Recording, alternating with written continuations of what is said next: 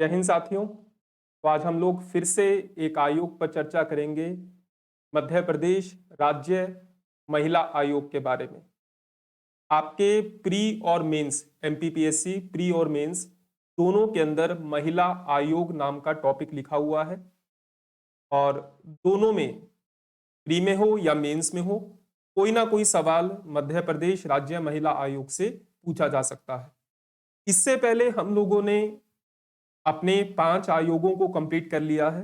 मध्य प्रदेश राज्य पिछड़ा वर्ग आयोग, मध्य प्रदेश राज्य खाद्य संरक्षण आयोग, उसके बाद पढ़ा था मध्य प्रदेश महाधिवक्ता, उसके बाद मध्य प्रदेश राज्य निर्वाचन आयोग और लास्ट लेक्चर हम लोगों ने पढ़ा था मध्य प्रदेश राज्य लोक सेवा आयोग के बारे में।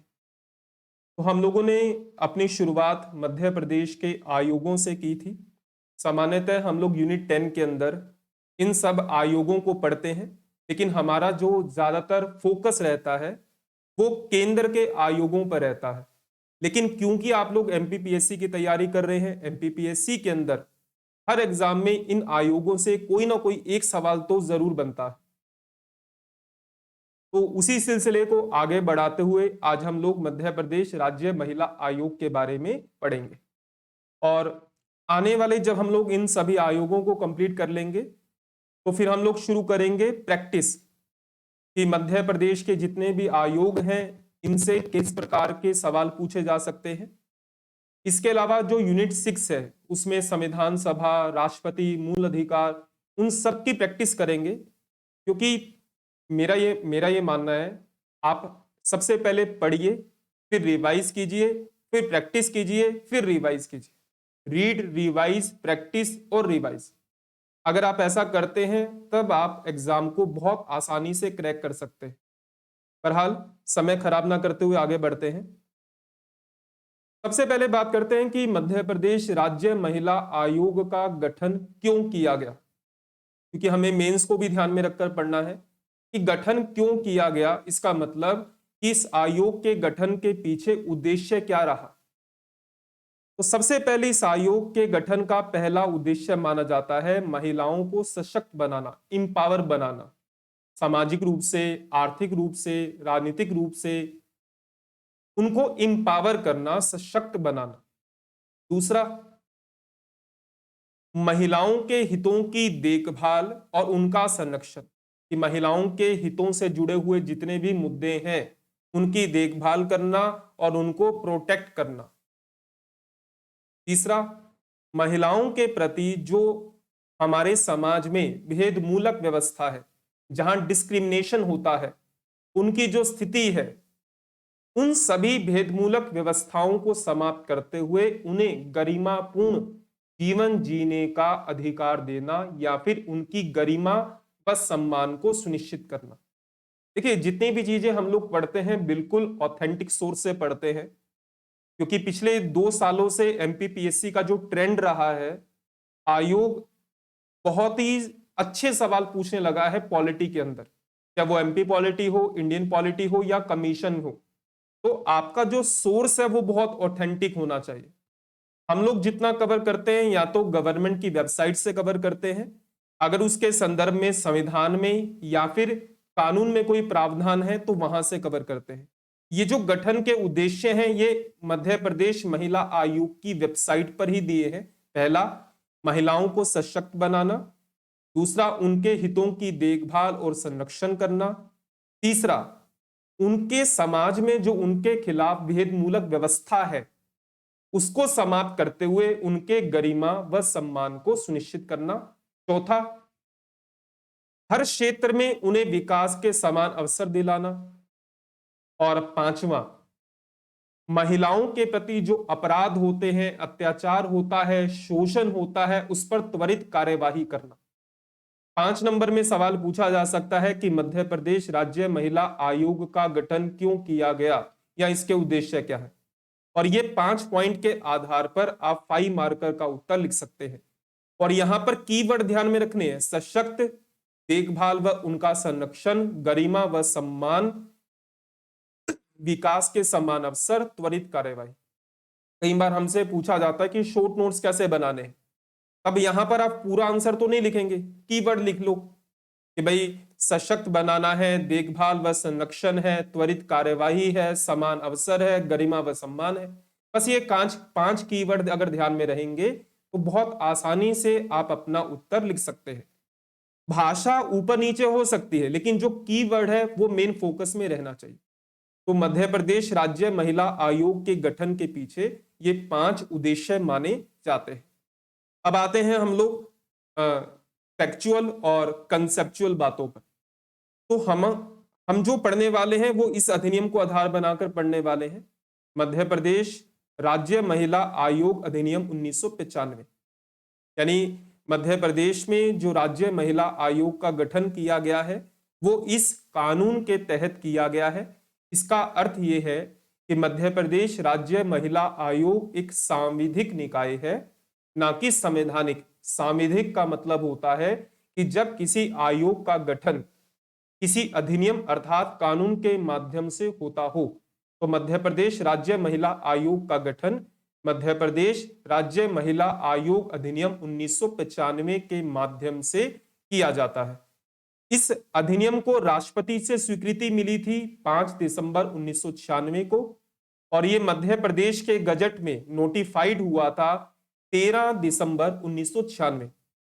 अगर आप आर्टिकल 200 को कभी आपने पढ़ा हो तो उसके अंदर ये बताया जाता है कि जब कोई विधानमंडल से बिल पास होकर राज्यपाल के पास जाता है तो राज्यपाल के पास 4 विकल्प होते हैं, या तो उसे स्वीकार कर ले, या फिर अस्वीकार कर दे, या फिर पुनर्विचार के लिए भेज दे, और चौथा बिंदु होता है कि उसे राष्ट्रपति के लिए आरक्षित रख दे।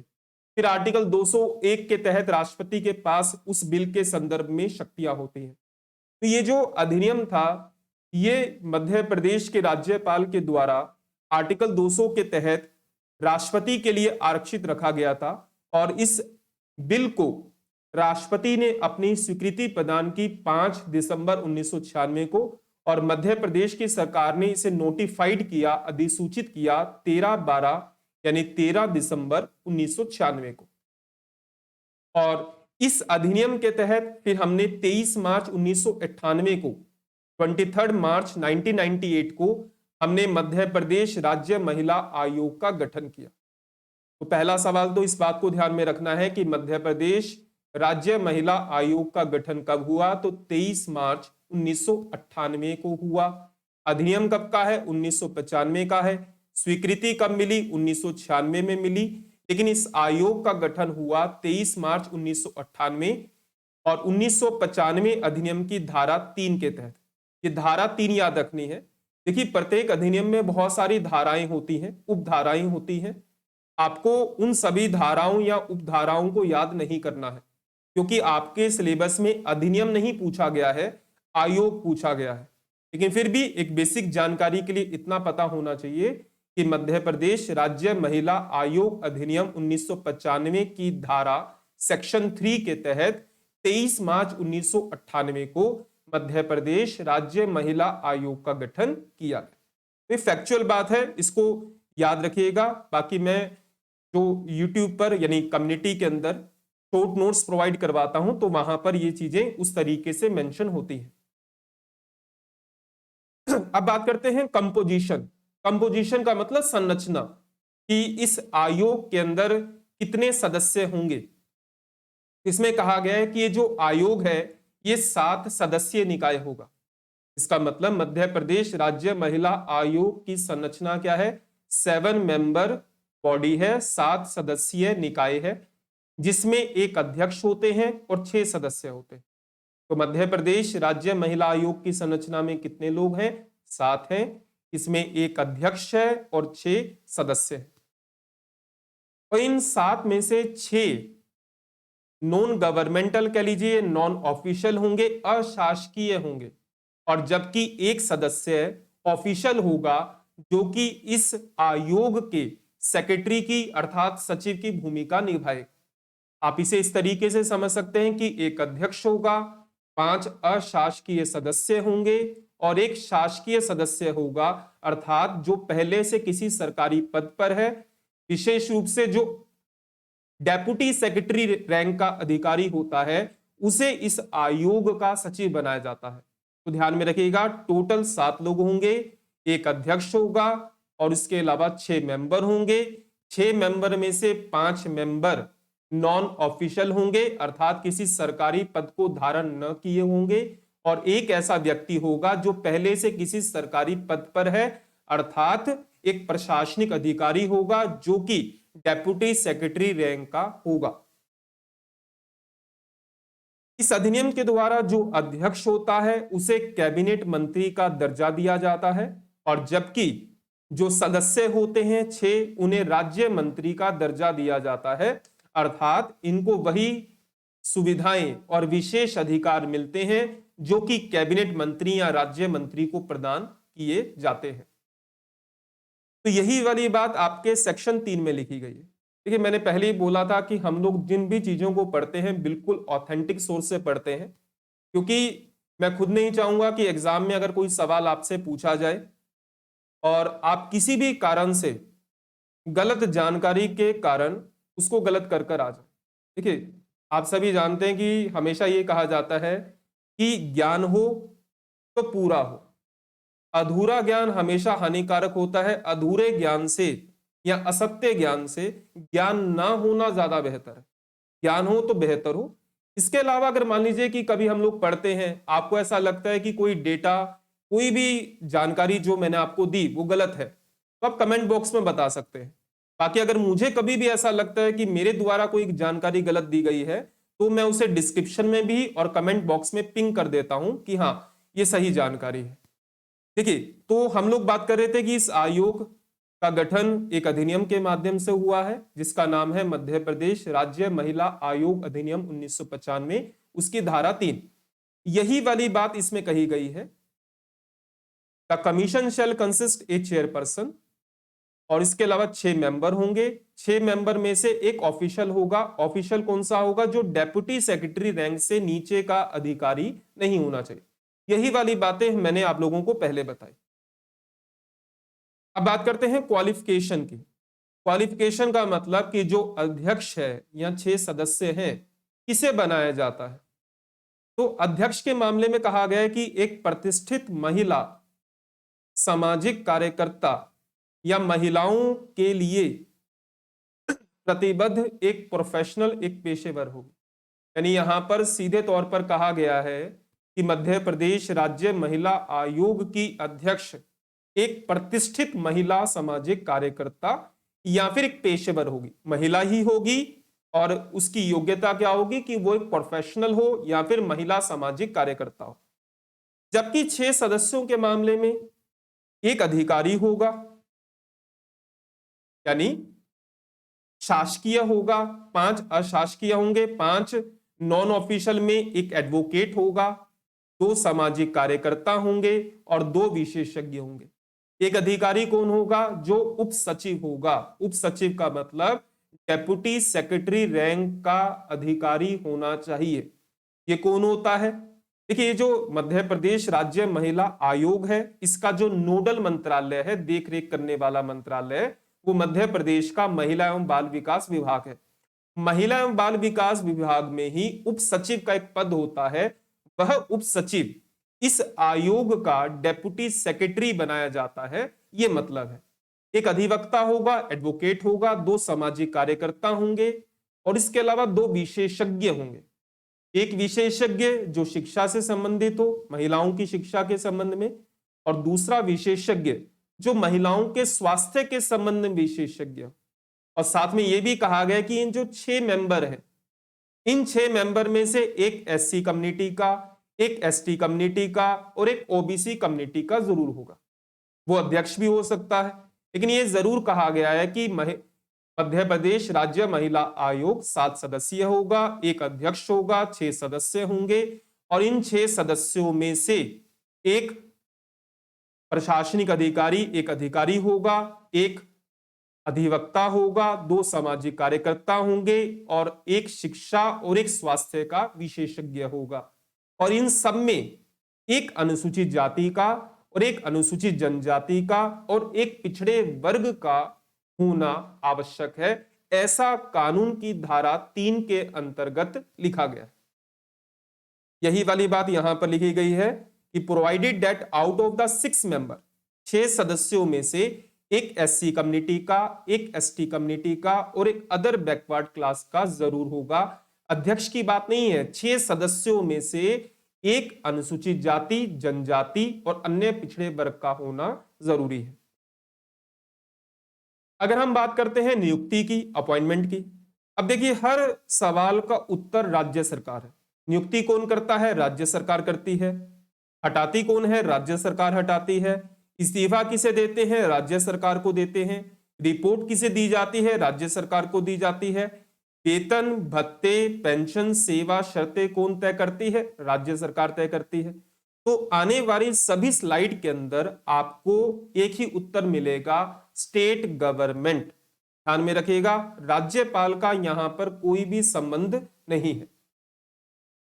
तो अध्यक्ष, सदस्य या सचिव जो भी है, इनका नामांकन राज्य सरकार के द्वारा किया जाता है, स्टेट गवर्नमेंट।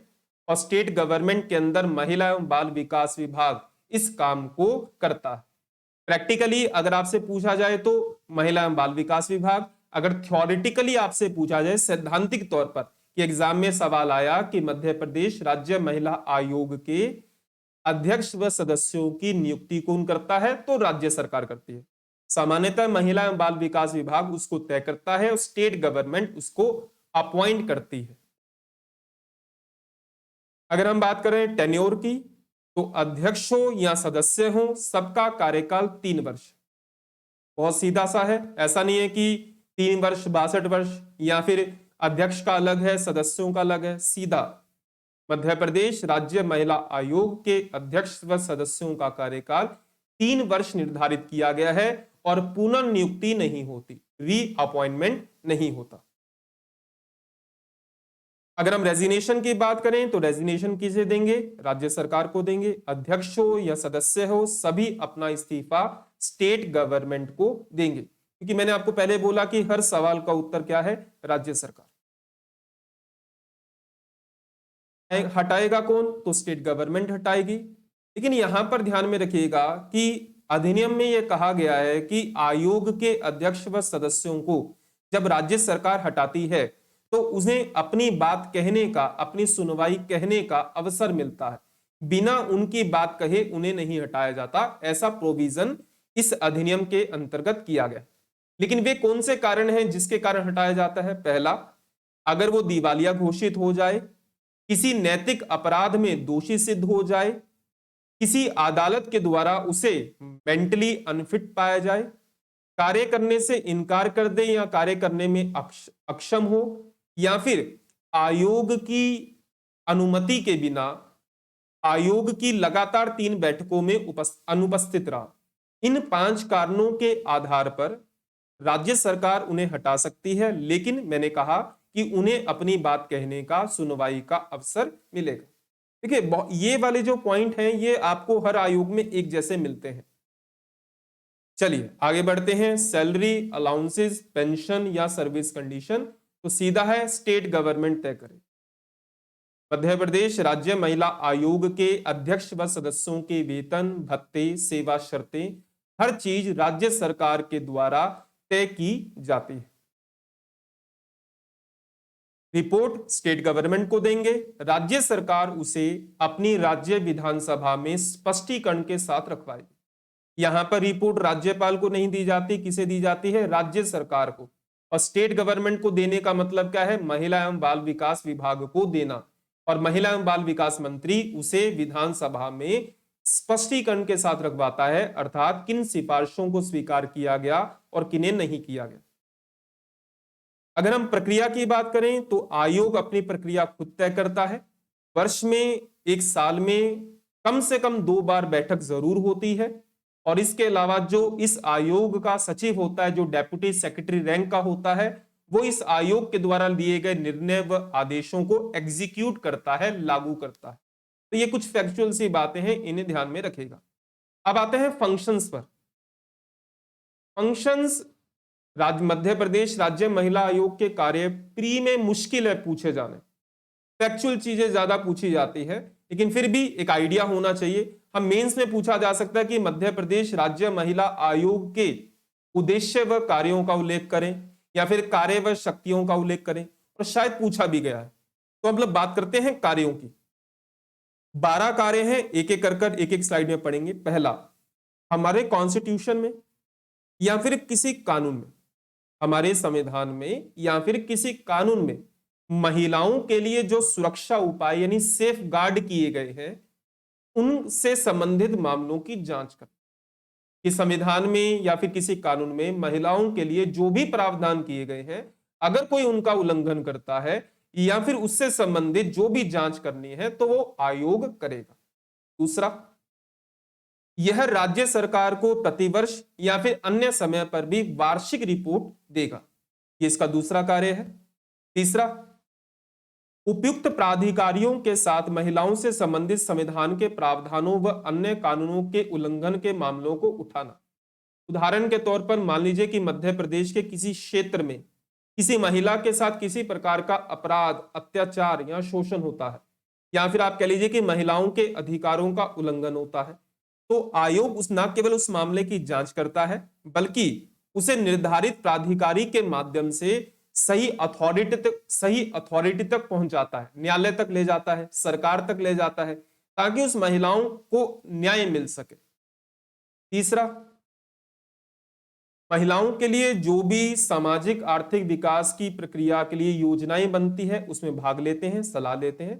इसका अर्थ यह है कि मान लीजिए कि मध्य प्रदेश सरकार महिलाओं के लिए कोई भी योजना या नीति बनाती है जो उनके सोशल या इकोनॉमिकल डेवलपमेंट के लिए है, तो ये उस प्रक्रिया में भाग लेता है और सरकार को एडवाइस करता है, सलाह देता है। इसके अलावा अगर कोई ऐसा मामला है जो कि कोर्ट में है या फिर सामाजिक मुद्दा है, आर्थिक मुद्दा है, तो कोई भी ऐसा मुद्दा जो कि किसी एक महिला से नहीं जुड़ा, बहुत सारी महिलाओं से जुड़ा है, सभी प्रकार की महिलाओं को प्रभावित करता है, तो ऐसे मामले में राष्ट्रीय मध्य प्रदेश राज्य महिला आयोग धन को एकत्रित करता है ताकि उन महिलाओं से जुड़े हुए मुद्दे का समाधान हो सके। अगला, कुछ मामलों में बहुत गहराई से अध्ययन करता है महिलाओं की सामाजिक, आर्थिक, स्वास्थ्य स्थिति, और विशेष रूप से जो आदिवासी महिलाएं हैं, जो पिछड़े क्षेत्र की महिलाएं हैं, उनकी साक्षरता दर, इन सब के बारे में गहन चिंतन व अध्ययन करता है।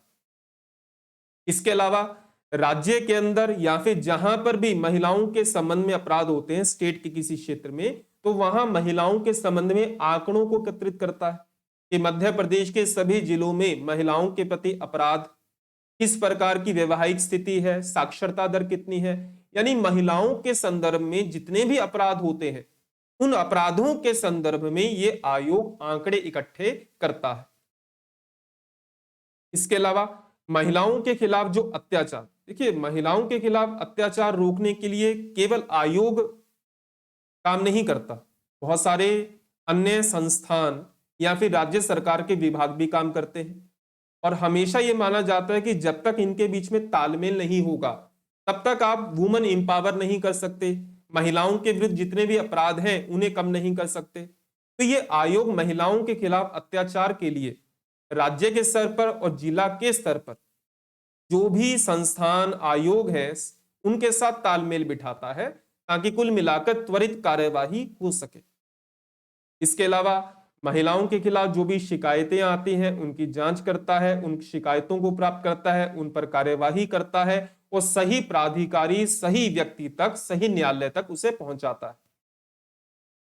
इसके अलावा जो गरीब महिलाएं हैं उन्हें एनजीओ के माध्यम से कानूनी परामर्श, कानूनी सहायता उपलब्ध करवाता है ताकि कोई भी महिला गरीबी के कारण न्याय से वंचित ना हो जाए।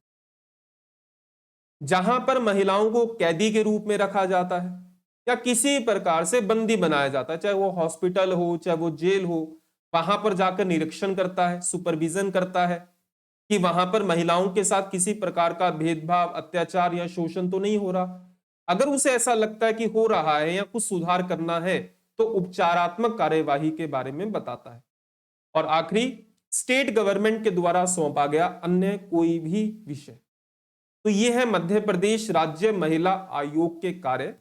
ये एक बार मुख्य परीक्षा में भी 15 नंबर में, अब तो 11 नंबर में पूछे जाने लगे हैं, पूछा गया है। तो ध्यान में रखेगा मध्य प्रदेश राज्य महिला आयोग के गठन के 5 उद्देश्य है और उसके बाद ये 12 कार्य। इन चीज को विशेष रूप से ध्यान में रखिएगा। अगर हम शक्तियों की बात करें तो आयोग एक सिविल न्यायालय की शक्तियों को धारण करता है। मैंने अपने पिछले वीडियो लेक्चर में भी बताया था कि जितने भी आयोग हैं इन सभी आयोगों के पास सिविल न्यायालय की शक्तियां होती हैं। सिविल न्यायालय की शक्तियां होने से तात्पर्य है कि सिविल प्रक्रिया संहिता 1908 की शक्तियां जो 5 प्रकार की, जैसे भारत में किसी भी व्यक्ति के यहां पर भारत की जगह राज्य आ जाएगा। वैसे तो जो सिविल पावर होती है वो पूरे क्षेत्र के संदर्भ में होती है, लेकिन यहां पर राज्य आना चाहिए क्योंकि मध्य प्रदेश राज्य महिला आयोग का ज्यूरिडिक्शन क्षेत्राधिकार मध्य प्रदेश है। तो मध्य प्रदेश के किसी भाग में किसी व्यक्ति को समन करना, हाजिर कराना या फिर उसके शपथ पर परीक्षा करवाना, किसी दस्तावेज को प्रकट या पेश करने की अपेक्षा करना, शपथ पत्रों पर साक्ष्य ग्रहण करना, किसी न्यायालय से, किसी कार्यालय से कोई पब्लिक डॉक्यूमेंट या उसकी फोटोकॉपी मंगवाना, गवाहों और दस्तावेजों के परीक्षण के लिए कमीशन जारी करना, ये हम लोगों ने पिछले आयोगों के अंतर्गत पढ़ा था। और अंतिम बात, अभी तक मध्य प्रदेश राज्य महिला आयोग का गठन 1 2 3 4 7 बार किया जा चुका है। ठीक है, मध्य प्रदेश राज्य महिला आयोग का गठन कितनी बार हो चुका है? 7 बार। मध्य प्रदेश राज्य महिला आयोग की पहली अध्यक्ष कौन बनी? श्री हेमवत पोर्ते बनी। वर्तमान में कौन है? शोभा ओझा। दूसरी अध्यक्ष कौन बनी? सविता ईमानदार।